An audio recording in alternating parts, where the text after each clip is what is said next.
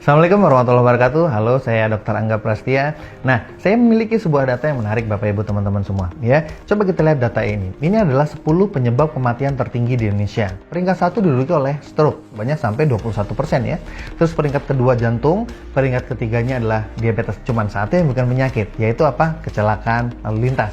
Artinya bisa kita simpulkan bahwa 9 dari 10 orang di Indonesia itu meninggalnya karena penyakit. Kalau kita punya riwayat keluarga yang sakit, misalnya diabetes ya, kakek kita atau orang tua kita diabetes, maka kecenderungannya kita pun nantinya akan kena diabetes juga. Nah, ini bukan nakut-nakutin, tapi karena memang penyakit itu salah satunya didasari oleh genetik. Nah, sekarang kita lihat data lagi. Ini adalah data dari penyakit diabetes. Usia 20 tahun, sedikit sekali angka yang terkena diabetes ya. Tapi coba kita lihat angkanya di usia 45 tahun. Makin naik. 65 makin tinggi lagi. Artinya semakin usia bertambah, manusia itu kecenderungannya, kita semua, itu akan semakin sakit. Begitu juga kalau kita lihat data-data ini ya. Hipertensi, kolesterol, obesitas, bahkan kanker. Usia semakin bertambah, maka kejadian penyakitnya juga semakin tinggi. Artinya bisa dikatakan bahwa dunia kesehatan walaupun secanggih sekarang ini, itu bagus sekali, canggih sekali dalam melakukan pengobatan. Tapi bisa dikatakan gagal dalam upaya pencegahan. Kalau kita bicara pencegahan penyakit, harusnya angka grafiknya makin usia bertambah gimana? Apakah makin naik atau makin turun? Harusnya turun ya, atau bahkan minimal banget tetap deh nggak bertambah. Nah, itu baru pencegahan penyakit. Masalahnya orang Indonesia itu seringkali kalau udah sakit, udah keluhan, udah parah, baru datang ke dokter, baru datang ke rumah sakit. Jadi kalau kita punya anak-anak, cara paling gampang, cara paling pasti untuk membuat anak-anak kita nggak sakit-sakitan adalah kita cegah dari sekarang. Penyebab tubuh sakit itu ada 3, teman-teman semua. Yang pertama adalah dehidrasi atau kurang minum. Yang kedua adalah asam berlebih. Yang ketiga adalah radikal bebas.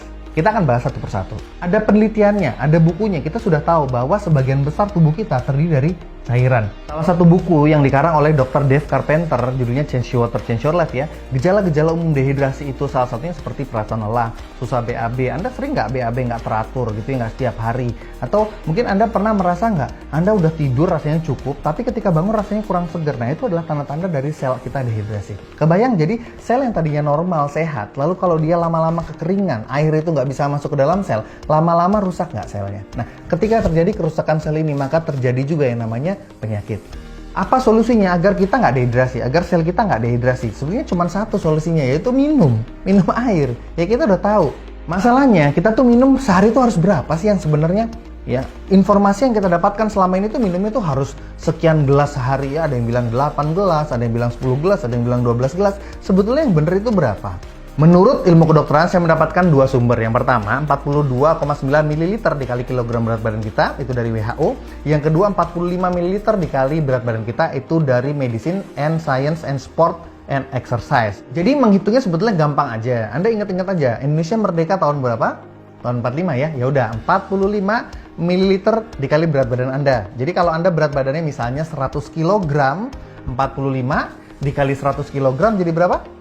4.500 ml alias 4,5 liter per hari. Nah, dengan kita minum jumlah air yang cukup, maka insya Allah tubuh kita, sel kita akan terhindar dari yang namanya dehidrasi. Penyebab penyakit yang kedua adalah asam berlebih. Nah, kita perhatikan dulu tabel asam basa yang berikut ini. Rasanya kita orang Indonesia tuh selalu ketemu namanya nasi putih lah ya, gorengan, tepung ya. Tepung itu termasuk roti-roti, kue, cake, itu kan semuanya dari tepung ya. Terus belum lagi yang manis-manis seperti gula gitu ya. Nah, ini tuh semua sifatnya asam. Bukan rasanya di lidah loh ya. Saya nggak bilang rasa di lidah, tapi sifatnya itu akan mengasamkan tubuh.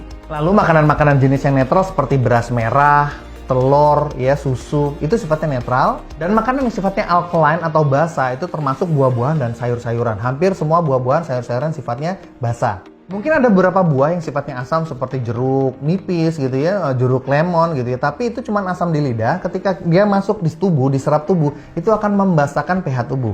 Emangnya kenapa dengan makanan yang asam? Kalau kita terlalu banyak mengkonsumsi makanan yang asam, seperti kata para ahli berikut ini. Yang pertama, Dr. Otto Heinrich Warburg. Dr. Otto ini adalah peraih Nobel Kesehatan tahun 1931. Beliau bilang, apa penyebab utama dari kanker? Penyebab utama dari kanker itu karena kondisi tubuh yang beralih dari metabolisme yang normal menjadi metabolisme yang menghasilkan asam.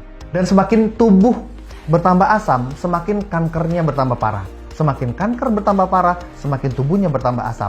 Maka kata Dr. Helmut Givlas dikatakan bahwa jagalah tubuh Anda tetap basah, jangan sampai asam. pH tubuh yang normal by the way adalah 7,365. Gampang kok ngafalinnya. 1 tahun ada berapa hari? 365 hari. Ya udah, itu pH tubuh 7,365. Dan karena kondisi asam berlebih di tubuh kita menyebabkan berbagai macam jenis penyakit, maka bagaimana solusinya supaya kita bisa cegah supaya tubuh kita nggak sakit, tubuh keluarga kita nggak sakit, tubuh anak-anak kita nggak sakit? Ada 2 solusinya. Yang pertama, kita ganti pola makan kita. Kita hanya makan makanan yang basah aja deh, yang alkaline aja. Jadi kita hanya makan buah-buahan sama sayur-sayuran, atau gampangnya kita berubah menjadi vegetarian. Siap nggak nih jadi vegetarian? Kalau susah, seperti saya itu masih doyan makan pecel lele gitu ya, soto Betawi gitu ya. Sepertinya susah gitu untuk menjadi basah gitu tubuh kita. Kalau kita nggak bisa ganti pola makannya, kita pakai solusi yang kedua. Mengganti air minum kita menjadi air minum yang sifatnya alkaline atau basah.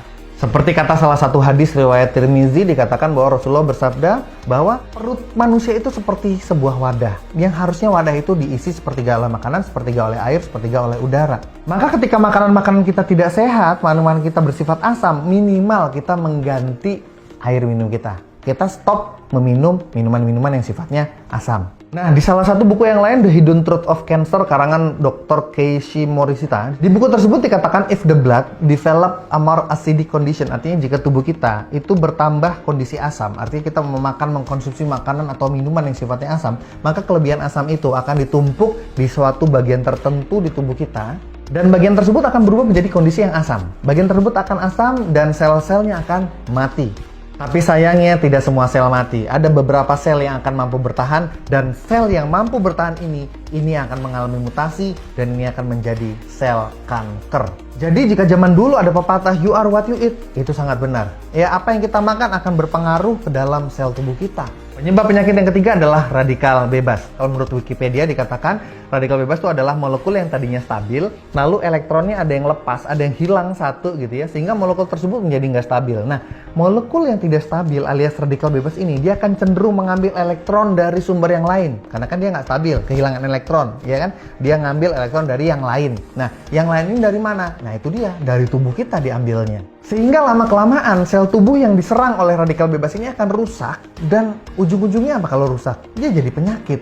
Jadi bisa dikatakan radikal bebas adalah sumber dari sangat banyak penyakit yang terjadi zaman sekarang. Contoh paparan radikal bebas, salah satunya nih yang pertama, paparan SMF yaitu static magnetic field, ya ini dari sinyal handphone ya, 3G, 4G seperti itu ya. Jadi kalau Anda punya anak-anak, kalau bisa jangan dibiasakan untuk main-main gadget pakai sinyal 3G, 4G. Lebih baik Anda download aja videonya. Dan ini menurut penelitian Gottman et al. Tahun 2013. Lalu asap rokok, seperti kita udah tahu asap rokok mengandung banyak sekali radikal bebas. Yang ketiga yaitu radikal bebas berasal dari polusi udara. Dan menurut sebuah penelitian, polusi udara itu 300 kali lebih merusak daripada asap yang berasal dari tembakau. Dan sel-sel dalam tubuh kita itu dalam satu hari diserang 10.000 kali radikal bebas yang berasal dari metabolisme sel itu sendiri.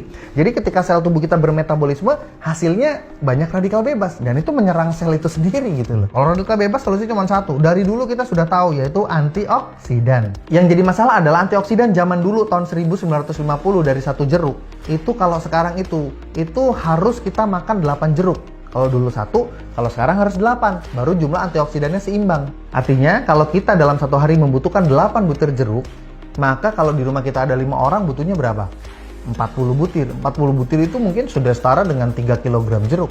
Dan itu adalah kebutuhan antioksidan Anda harian. Jadi kalau kita resumekan semuanya, yang pertama kita harus minum dengan kebutuhan yang cukup, yaitu 45 ml dikali berat badan Anda. Yang kedua harus minum air yang bersifat alkaline atau basah. Yang ketiga harus minum air yang bersifat antioksidan. Artinya kita harus minum air yang kualitasnya terbaik di dunia. Menurut Anda apa sih air yang kualitasnya terbaik di dunia? Iya, betul, air Zam-Zam. Dan ternyata Allah Maha Adil, bukan hanya Zam-Zam aja yang bersifat ajaib dan bisa menyembuhkan berbagai macam penyakit. Ternyata Allah juga menciptakan ada mata air Nordernau di Jerman, ada juga Lourdes di Perancis, ada juga Nadana di India, Hitat and Ryushi di Jepang, dan juga Tlacote di Meksiko. Yang mata air ini ternyata memiliki khasiat terhadap penyembuhan berbagai macam penyakit. Nah, Anda buka PubMed. PubMed adalah pusat jurnal ilmiah internasional paling lengkap dan paling banyak seluruh dunia. Sekarang sudah lebih dari 30 juta jurnal internasional yang ada di sana. Dan kalau Anda ketik penelitian tentang Zam-Zam, itu akan keluar banyak sekali penelitian tentang air Zam-Zam. Ini adalah salah satu penelitian tentang air Zam-Zam yang ada di PubMed. Di sini kita bisa lihat ada karakteristik tentang air Zam-Zam. Dan salah satu hasil penelitiannya adalah air Zam-Zam ternyata pH-nya adalah basa. Dan ditemukan bahwa air Zam-Zam ternyata bersifat basa dengan pH rata-rata 8. Masih ingat pH normal? pH normal adalah 7, Zam-Zam 8. Dan para ahli sudah banyak yang menulis tentang khasiat air alkali. Salah satunya Dr. Theodore Barodi. Beliau berkata apa?